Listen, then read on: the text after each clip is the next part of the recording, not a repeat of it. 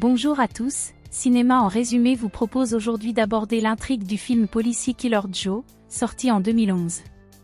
Chris, un petit dealer de 22 ans, arrive à la caravane où vit son père par une nuit pluvieuse et Charla, la belle-mère de Chris, le laisse entrer. Les deux se disputent comme d'habitude et Charla se moque du garçon, convaincu que sa mère Adèle a une fois de plus chassé le vilain fils de la maison. Ansel, le père de Chris, semble bientôt endormi. Le garçon se plaint de sa femme adultère et reçoit un coup de poing au visage. Le bruit réveille Dottie, la jeune sœur de Chris, habituée aux réprimandes incessantes de sa famille. Le père et le fils sortent et Chris demande à son père de rembourser les $6 000 américains qu'il doit aux gangsters locaux parce que sa mère lui a volé sa drogue et que s'il ne les rembourse pas dans quelques jours, il est fini. Ansel répond qu'il n'a jamais eu une telle somme entre les mains, après quoi ils se rendent tous deux dans un club de striptease où Chris déclare qu'il a une idée géniale pour faire fortune. La mère du garçon, Adèle, a assuré sa vie pour $50 000 et si vous la tuez en faisant croire qu'il s'agit d'un accident, la totalité de la somme assurée ira à Dottie, qui en sera l'unique bénéficiaire. L'affaire pourrait être confiée à Joe Cooper, qui travaille comme détective pour la police et comme tueur à gages au noir. Ansel est surpris par une offre aussi inhumaine de la part de son fils, mais quoi qu'il en soit, l'homme exige que Charla devienne sa nouvelle épouse et un membre de sa famille. Les deux hommes terminent leur conversation dans la voiture à l'extérieur de la caravane lorsque Dottie apparaît soudainement, mais les deux hommes se rendent vite compte qu'elle est somnambule. Ansel raconte que sa fille est tout le temps somnambule, qu'elle ne sort avec personne et qu'elle garde sa virginité pour quelqu'un de spécial. Les deux hommes entrent dans la caravane où les attend Dottie, qui avoue avoir tout entendu et ajoute que tuer sa mère était une très bonne idée. Peu après, Killer Joe se présente à la caravane où Dottie l'accueille puisque les autres ne sont pas encore rentrés. La jeune fille lui offre un café et Joe répond à ses questions en lui disant qu'il est policier et qu'il a tiré sur des gens à plusieurs reprises. Dottie déclare qu'elle aimerait que sa mère soit morte parce qu'elle a essayé de la tuer dans sa jeunesse et Killer se demande comment la jeune fille peut se souvenir de cela et regarde la belle avec curiosité. Les deux se racontent des histoires fascinantes, lorsque Chris appelle et demande à sa sœur d'escorter un invité jusqu'à eux. Joe arrive bientôt à la cachette où Chris et Ansel l'attendent sans que personne ne puisse entendre leur conversation. Le tueur dit qu'il veut des détails sur la victime et insiste sur le fait qu'il ne la livrera en aucun cas aux flics et menace de les tuer. Dans ce cas, Joe exige une avance de $20 000, mais Chris explique qu'ils n'ont pas cette somme et qu'ils paieront dès qu'il aura obtenu une assurance pour le décès de sa mère. Le tueur répond que ce n'est pas sa façon de travailler et veut partir, mais à ce moment-là, il s'intéresse à nouveau à la belle Dottie qui danse et lui demande une avance. Le père et le fils se disputent au sujet de Dottie, mais Chris dit qu'ils n'ont pas le choix car ils ne peuvent pas tuer la mère eux-mêmes. Charla parle à un homme au téléphone et lui assure que son visage n'est pas visible sur les photos intimes. La femme n'a pas le temps de négocier car Dottie arrive. Charla nourrit sa belle-fille de pizza et lui donne de l'argent pour une robe décente parce qu'elles attendent un invité et la fille comprend immédiatement qu'il s'agit de Joe. Dottie dit qu'elle a entendu la conversation téléphonique de sa belle-mère et qu'elle a compris qu'elle avait un amant, mais la femme le nie avec véhémence. Ansel apparaît bientôt pour emmener sa fille dans un magasin d'occasion afin de lui acheter une robe pour ce soir. Charla prend son mari à part et lui demande de préparer sa fille pour une soirée torride. Le soir, à la maison, Dottie enfile la robe qu'elle vient d'acheter et sort avec son père qui lui avoue que ce soir sera une soirée romantique. Seule avec Joe, la jeune fille panique et s'enfuit dans sa chambre, tandis que son frère et son père tentent de la convaincre d'être bavarde avec l'invité. Peu après, Joe arrive et Chris et Ansel sortent précipitamment. Au même moment, un homme dans une voiture de sport jaune arrive à l'hôtel où l'attend Charla, prête à tout.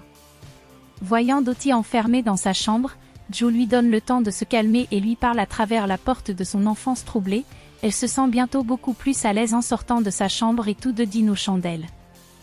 Dottie se demande comment Killer va tuer sa mère, mais l'invité répond que ce n'est pas un sujet de conversation approprié. La jeune fille parle en larmes de la tragédie du divorce de ses parents et du fait que seul son frère aîné est là pour la soutenir. Après avoir écouté Dottie, Joe lui ordonne de mettre la robe devant lui et elle n'ose pas lui refuser. Pendant que la belle s'habille, l'homme sort les menottes et le pistolet, puis prend passionnément la jeune fille par derrière. Pendant que les deux s'amusent, Chris, inquiet, attend à l'extérieur.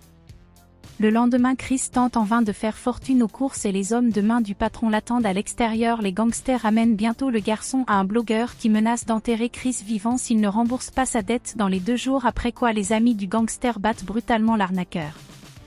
Chris ensanglanté rentre chez lui le soir et Dottie effrayée veut appeler une ambulance, mais Joe qui l'a suivi hors de sa chambre avec son pantalon défait dit qu'il ira bien, après quoi la famille le laisse dormir à même le sol. Au matin, Chris drague Joe qui a déjà couché avec sa sœur mais n'a pas encore tué la mère. Killer dit calmement qu'il fera tout le travail ce soir et qu'en attendant il profitera de la fille. Chris a mauvaise conscience mais il comprend qu'il doit finir le travail. Le soir, Chris attend l'inspecteur devant le poste de police et lui demande d'annuler le marché car il a changé Davis et ne veut pas que l'homme se serve de sa sœur pour le salir.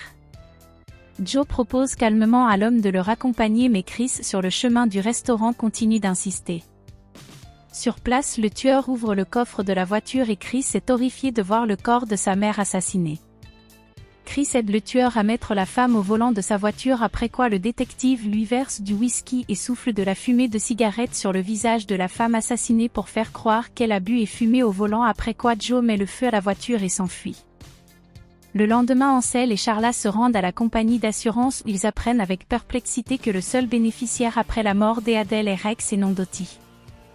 Le père s'en prend à son fils idiot et découvre rapidement que Rex a menti à Chris au sujet de l'assurance d'Adèle et lui a même conseillé de s'adresser à Joe le tueur à gages pour faire le sale boulot par des inconnus. Chris se rend compte qu'il a été manipulé comme un enfant et qu'il doit maintenant beaucoup d'argent non seulement à un trafiquant très dangereux mais aussi à Joe qui est un vrai raté. Chris décide de quitter la ville.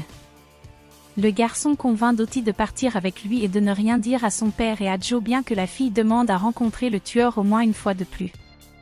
Plus tard, toute la famille vient assister au départ d'Adèle et Rex n'est même pas présent aux funérailles. Après avoir rendu les honneurs, Chris dépose Dottie à la caravane pour que sa sœur puisse faire ses bagages. Pendant ce temps, Joe arrête une voiture de sport jaune sur la route et Chris achète un pistolet à une connaissance. Lorsqu'Ansel et Charla rentrent chez eux le soir, ils trouvent Joe quittant la chambre de Dottie qui leur dit que la jeune fille s'est endormie. Les propriétaires invitent le détective à se joindre à eux pour le dîner et Joe, à l'aide de questions suggestives, fait rapidement admettre à Charla qu'elle savait que le versement de l'assurance serait considéré comme une mort accidentelle, bien que ce soit la première fois que Ansel en entende parler et qu'il écoute avec intérêt Joe interroger sa femme.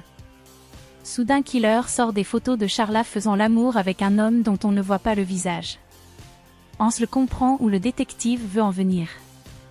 Non seulement Charla a comploté avec Rex pour partager l'argent de l'assurance, mais la femme infidèle a aussi couché avec le salaud. Charla supplie son mari de l'aider mais il ne lui pardonne pas sa trahison. La femme sanglote alors et demande au tueur d'avoir pitié d'elle et lui promet de lui donner toute sa part de l'argent de l'assurance. En entendant cela, Joe sort un chèque de 100 000 $ pour Rex et lui dit que son propriétaire est déjà décédé et qu'il ne peut pas être encaissé sans lui. Le détective furieux frappe brutalement la femme et Ansel s'effondre sur le sol, incapable de croire ce qui se passe.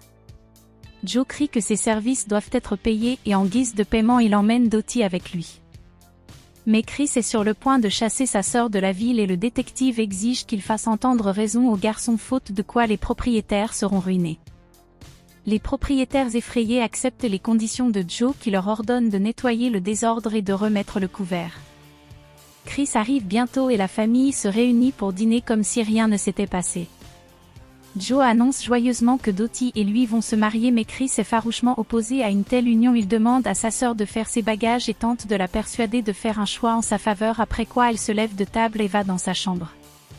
Chris s'empare d'un pistolet et le pointe sur Joe, mais le Charla se jette sur son beau-fils avec le couteau, ce qui permet au détective d'infliger quelques coups sérieux au garçon. Dottie sanglote et supplie Joe d'arrêter tandis que Ansel et Charla aident le tueur à gages à maintenir son fils au sol pendant qu'il le frappe et lui crie même d'en finir plus tôt avec Chris. Dottie s'empare de l'arme de Chris et crie que la famille l'a sérieusement énervé avant de tuer son frère d'un coup de tête et de blesser grièvement son père. La jeune fille pointe l'arme vers Killer et déclare qu'elle est enceinte de lui. Killer sourit et s'approche joyeusement de la jolie fille. Mais Dottie met le doigt sur la gâchette et c'est la fin du film. Nous nous demandons si la jeune fille tuera ou non le père de son enfant à naître. Qu'avez-vous pensé de ce film? Faites-nous part de vos impressions dans les commentaires. Merci d'avoir regardé et à bientôt.